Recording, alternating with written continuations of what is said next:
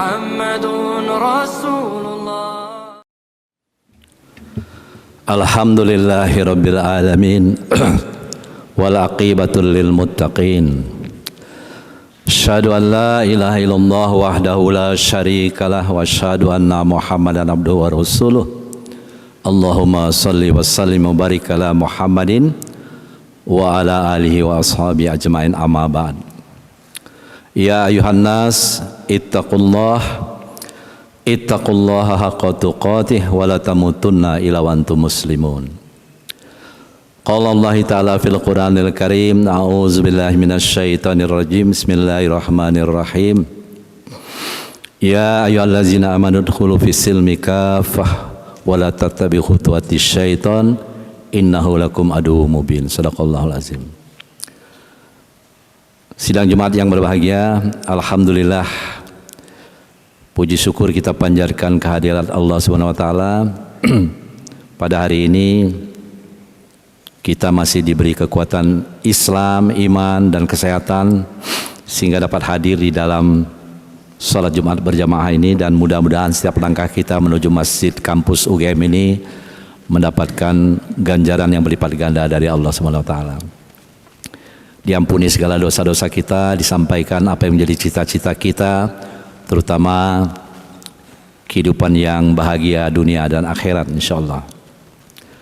Salawat serta salam tentu kita sampaikan buat teladan kita Nabi besar Muhammad sallallahu alaihi wasallam, para keluarga, para sahabat, handai taulan. Insyaallah kita pengikutnya yang selalu mencoba untuk istiqomah dalam menjalankan ajaran-ajaran beliau di dalam kehidupan kita sehari-hari, dan mudah-mudahan kita selalu dapat meraih syafaat beliau kelak di yaumil akhir insyaallah.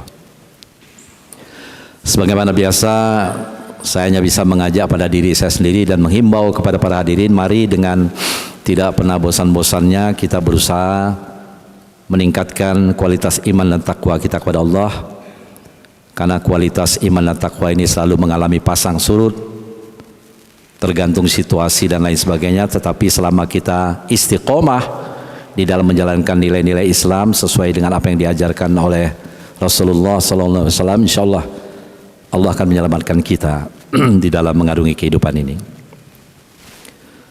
Pada siang hari ini kita akan mencoba sedikit membahas tentang membangun peradaban Islam melalui ilmu pengetahuan dan teknologi.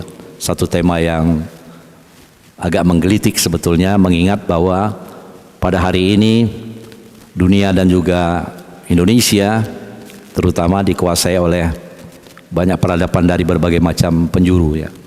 Atau dalam bahasa kita, globalisme sudah merasuk di dalam kehidupan kita sedemikian rupa. Ada beberapa karakteristik peradaban modern yang perlu kita cermati sebelum kita melihat bagaimana bargaining position kita, posisi tawar kita di antara peradaban kontemporer itu. Yang pertama, kemajuan dan pengaruh iptek hampir ada di seluruh lini kehidupan kita, bahkan tidak pandang usia. Sudah tidak heran kita kalau melihat anak umur 2 tahun, 3 tahun pegang smartphone itu, kita sudah tidak heran lagi. Walaupun orang-orang dari sana, mungkin dari barat, gumun ya, heran nih kok bisa ya. Kita menganggap ini merupakan satu bentuk kemajuan ya, secara lahiriah ya, secara kasat mata, dan banyak sekali aspek yang nampak di sekitar kita itu menunjukkan bahwa kita berada di bawah cengkeraman peradaban yang luar biasa ya. Yang kedua, peradaban kontemporer merupakan kelanjutan dari corak positivistik yang notabene selalu bercirikan kepastian dan dapat terukur ya. Sesuatu itu selalu terukur. Kalau tidak ada terukur dianggap itu tidak mengandung makna. Nah, ini persoalan yang kadang-kala muncul ya. Dan geraknya selalu berjalan secara linier. Ada yang ketinggalan ya sudah, berarti dia menjadi generasi yang lewat saja ya. Yang ketiga, ini yang mulai kita cermati juga, cenderung menafikan kehadiran nilai spiritual karena dianggap immeasurable. Nilai spiritual itu bagaimana mengukurnya? Jadi orang-orang positivistik itu semuanya selalu seakan-akan terukur. Bagaimana mengukur iman dan takwa itu? Ya, mungkin ada orang yang mencoba mengukur, tapi saya kira tidak mudah itu kalau diletakkan dalam konteks angka. Ya. Nah, ini menjadi peringatan kita juga ya, bahwa tidak semuanya harus diukur dengan cara-cara seperti itu. Kemudian yang keempat, pemutlakan rasionalistik. Ada kultus rasional ya, sebagai tolak ukur kebenaran ilmiah, sehingga cenderung menafikan nilai-nilai yang intuitif ya. Tacit knowledge itu dia anggap tidak mutu itu ya, karena dianggap loncatan logis yang tidak disenangi di dalam kategori-kategori mereka ya. Kemudian juga menafikan nilai-nilai spiritualistik, bahkan menafikan nilai-nilai yang meta rasional. Nah, di sini kita mulai bersentuhan dengan sesuatu yang agak mengganggu dalam tanda petik nilai-nilai dinullah ya, nilai-nilai Islam kita ya. Yang kelima, karakteristik yang berikutnya adalah peran AI itu menjadi luar biasa ya, ditandai dengan bagaimana artificial intelligence mulai menggantikan peran manusia di berbagai macam lapangan kerja dan lain sebagainya ya, sehingga orang yang tidak memiliki kemampuan dan skill teknologi menjadi generasi marginal, dianggap nggak berkualitas itu. Nah, ini yang menjadi persoalan juga ya. Dan yang keenam, yang terakhir, mungkin ini yang perlu menjadi perhatian kita ya. Sekarang ini hadir era post-truth, antara kebenaran dengan dusta itu berhimpitan. Bahkan kita tidak tahu persis ya, mana yang betul, mana yang salah. Ini yang berbahaya. Di situ ditandai dengan hegemoni sosial media dalam berbagai aspek kehidupan manusia. Dalam persoalan ini kadangkala kredibilitas fakta itu kalah dibanding dengan influencer. Nah, influencer yang memegang peranan yang luar biasa di sosial media itu. Ada 4 kategori itu. Ada yang nano influencer, ada yang mikro, ada yang makro, ada yang mega, yang pengikutnya lebih dari 1 juta itu. Itu dianggap sebagai orang yang punya pengaruh luar biasa, bahkan mengalahkan nilai-nilai akademik. Apalagi nilai-nilai spiritualitas. Nah, ini yang menjadi penghati-hati kita. Lalu apa yang dimaksud dengan peradaban Islam itu? Dalam beberapa hal kita bisa melihat bahwa peradaban Islam itu adalah sistem. Karena ad-din itu adalah sistem. Jadi Islam itu bukan sekedar agama. Kalau agama sekedar tidak kacau saja sudah cukup ya. Tapi ad-din, ada aturan, ada rule of the game itu. Nah, aturan sistem yang mengatur tata kelola kehidupan yang bersendikan nilai-nilai Islam. Atau ada juga yang mengatakan ini adalah semacam perpaduan antara way of life dengan way of thinking ya, yang menjunjung tinggi nilai-nilai keislaman. Di dalam peradaban barat, antara cara berpikir dengan cara hidup itu bisa berbeda, tapi dalam Islam tidak boleh, harus terintegrasi ya. Maka problem solving atas persoalan-persoalan kehidupan yang kita jalanin ini tentu harus berdasarkan ajaran Islam.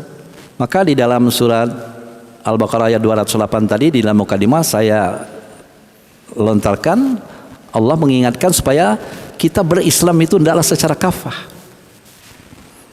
Kita totalitas kita secara holistik, kita berislam itu secara serius, secara sungguh-sungguh. Dan godaan tentu ada di situ ya. Tentu godaan setan dalam berbagai macam pengaruh yang terkait dengan ilmu teknologi dan lain sebagainya, itu bisa menggoncangkan sendi-sendi keimanan dan keislaman kita. Lalu apa dasar peradaban Islam itu? Ya banyak sebenarnya, tapi yang secara sederhana kita sering membaca itu dalam surat Az-Zariyat ayat 56 itu, wa ma khalaqtul jinna wal insana illa liya'budun. Beberapa tafsir mengatakan di sini bahwa landasan peradaban yang paling penting itu adalah tauhid. Kalau tauhid sudah terkorbankan, nauzubillah min zalik ya. Ya. Syahidallahu annahu la ilaha illa huwa wal malaikatu ulul ilmi qaiman bil qisti la ilaha illa huwal azizul hakim. Allah sendiri bersaksi. Demikian juga para malaikat, demikian juga para orang-orang yang berilmu, bahwa tiada Tuhan melainkan Allah. Ini adalah satu komitmen tentang nilai tauhid yang harus menjadi basis di dalam peradaban Islam. Ya, tanpa itu akan sia-sia perjuangan kita di dalam mencari peradaban yang elok untuk kemajuan masa depan kita. Kemudian tindakan manusia di dalam ayat ini juga harus bernilai ibadah. Ketika terjalin relasi antara makhluk atau hamba dan khalik atau pencipta, maka di situ ada relasi yang kuat ya. Gelombangnya menjadi sangat kuat untuk mengatakan bahwa ibadah itu bukan persoalan main-main, tapi persoalan jati diri kita. Dan kemudian yang ketiga, pengabdian juga merupakan suatu bentuk peradaban yang mulia karena dasarnya keikhlasan. Wa ma umiru illa liya'budullaha mukhlishina lahuddin. Kalau kita melakukan sesuatu dengan ikhlas, maka apa yang kita lakukan itu akan membekas, ya, akan simkoh, akan menjadi bekas kita. Maka peradaban, ibadah dan ikhlas itu merupakan konfigurasi yang penting di dalam memahami nilai-nilai Islam, peradaban Islam di dalam kehidupan kita. Hadirin yang berbahagia, kalau kita letakkan dalam konfigurasi sederhana, tentu di samping dasarnya tadi adalah tauhidullah, puncaknya itu adalah al-adalah, keadilan. Bagaimanapun keadilan itu menjadi target yang sangat urgen di dalam kehidupan kita, dalam bidang apapun. Kadang-kala kita bicara keadilan seolah-olah hanya dalam bidang hukum ya, tapi juga sebetulnya dalam bidang ekonomi, dalam bidang sosial, dalam bidang budaya, dalam bidang egaliter yang lain ya, mungkin dalam bidang perkuliahan dan lain sebagainya ya. Tapi tidak bisa kita juga mengabaikan sayap kiri dan sayap kanan, materialitas dan spiritualitas itu. Bagaimanapun kita ini masih berwujud dengan jasad kita ini, dan jasad kita ini berhak untuk mendapatkan suplemen dalam kehidupan sehari-hari ya. Ada penelitian yang pernah dilakukan di Harvard University, itu ada beberapa indikator, mereka menyebutnya kebahagiaan, tapi lebih tepat kepuasan hidup ya. Salah satu yang disebutkan di situ adalah punya komunitas, punya pertemanan, ada solidaritas yang bisa dikembangkan. Yang kedua, melakukan sesuatu itu harus betul-betul difikirkan, direncanakan. Istirahat yang cukup, gizi yang cukup ya. Nah, yang agak sulit kita pahami mungkin gaya hidup, lifestyle. Karena gaya hidup, setiap budaya punya kekhasan. Kadang-kala kita mencoba mendekatkan gaya hidup kita dengan gaya hidup orang barat, belum tentu cocok. Nah, inilah persoalan yang kadang-kala mengemuka di dalam kehidupan kita. Oleh karena itu, sebagai hamba Allah yang paham betul dengan apa yang harus kita lakukan di dalam kehidupan kita ini, maka tidak bisa tidak kita harus melangkah untuk menaikkan bargaining position kita di dalam kehidupan sebagai seorang muslim yang baik. Hadirin yang berbahagia, kita mengutip beberapa pendapat. Ada satu pendapat yang bagus saya kira ya, dari seorang ahli ilmuwan dari Maroko, Ali Ketani, yang mengatakan peradaban Islam itu bukan akidah pribadi semata, tapi juga tauhid sosial. Kalau kita soleh secara pribadi tapi sekitar kita berantakan, tidak akan jadi itu. Nah, kadang-kala kita kan ingin menyelamatkan diri kita secara pribadi saja ya, tapi secara sosial nilai-nilai di sekitar kita itu berantakan ya. Kemudian universalitas kemanusiaan adalah peradaban inklusif. Ini juga pernah dilontarkan oleh cendekiawan kita Nurholis Majid, bagaimana inklusivitas itu sangat penting ya. Jadi kita tidak perlu merasa diri kita sangat eksklusif dan sangat istimewa dan lain sebagainya. Yang ketiga, ilmu adalah pusat peradaban, integritas antara wahyu dan akal. Dan di situ kita harus menyadari bahwa akal semata tidak mampu menyelesaikan masalah. Bahkan di dalam paradigma ilmu barat pun kadang-kadang sekarang mereka mengakui ya, bahwa tidak bisa semuanya diselesaikan dengan kemampuan rasional. Ada wilayah irasional, ada wilayah metarasional dan lain sebagainya. Dan yang berikutnya adalah peradaban Islam yang dinamis, bukan sekedar nostalgia sejarah masa lalu. Kadang-kadang kita sering merujuk zaman dinasti Abbasiyah tuh begini. Oke. Tapi apa kemudian kelanjutannya? Apa yang kita lakukan? Kalau kita hanya berhenti pada nostalgia sejarah, ya itu sudah selesai berarti. Karena peristiwa itu sudah berlalu. Tapi apa efeknya bagi kita? Nah, ini mudah-mudahan Yang demikian itu mengingatkan kita bahwa kita punya tugas penting sebagai khalifatullah fil ard, khalifah Allah di muka bumi, untuk meneruskan perjalanan hidup itu dengan baik dan mengisi nilai-nilai peradaban Islam dengan ilmu, akal, dan berbagai macam moralitas yang penting. Mudah-mudahan ada manfaatnya. Wa qur rabbighfir warham wa anta khairur rahimin.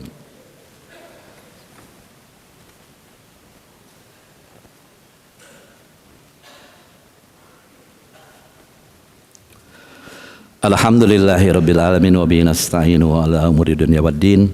Asyhadu an la ilaha illallah wahdahu la syarikalah wa asyhadu anna Muhammadan abduhu wa rasuluh.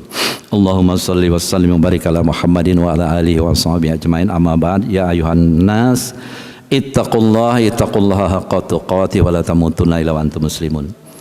Benang merah dari apa yang kita kemukakan tadi ada beberapa poin yang penting, bahwa satu, Islam merupakan dinullah atau sistem tata kelola tadi yang membuka ruang peradaban umat manusia untuk memanage diri dan alam secara terpadu. Tapi kalau kita memanage diri kita tanpa diwarnai dengan dinullah, maka akan muncul arogansi bahwa ilmu kita itu sudah nyundul langit dan lain sebagainya. Ini mirip dengan Firaun ya. Kemudian kalau kita memanage alam tanpa dinullah, maka yang akan terjadi adalah eksploitasi alam. Dan ini dua hal sudah mulai muncul di sekitar kita. Dan mudah-mudahan kita diselamatkan oleh Allah dari dua hal itu, dan Allah memberikan bimbingan kepada kita supaya kita selamat di dunia wal akhirah. Innallaha wa malaikatahu yusholluna 'alan nabi ya ayyuhallazina amanu shallu 'alaihi wa sallimu taslima. Allahumma shalli 'ala Muhammad wa 'ala ali Muhammad kama shallaita 'ala Ibrahim wa 'ala ali Ibrahim wa barik 'ala Muhammad wa 'ala ali Muhammad kama barakta 'ala Ibrahim wa 'ala ali Ibrahim fil alamin innaka Hamidum Majid bi rahmatika ya arhamar rahimin. Allahumma ighfir lil mu'minina wal mu'minat wal muslimina wal muslimat al ahya'i minhum wal amwat innaka as-sami'un qaribun mujibud da'wat ya qadil hajat. Rabbana zalamna anfusana wa lam taghfir lana wa tarhamna lanakunanna minal khasirin. Rabbana la tuzigh qulubana ba'da idh hadaytana wa hab lana min ladunka rahmah innaka antal wahhab. Rabbana la tu'akhidhna in nasina aw akhtana. Rabbana wa la tahmil alaina isran kama hamaltahu ala alladhina min qablina. Rabbana wa la tuhammilna ma la taqata lana bih wa'fu anna waghfir lana warhamna anta maulana fansurna 'alal qaumil kafirin.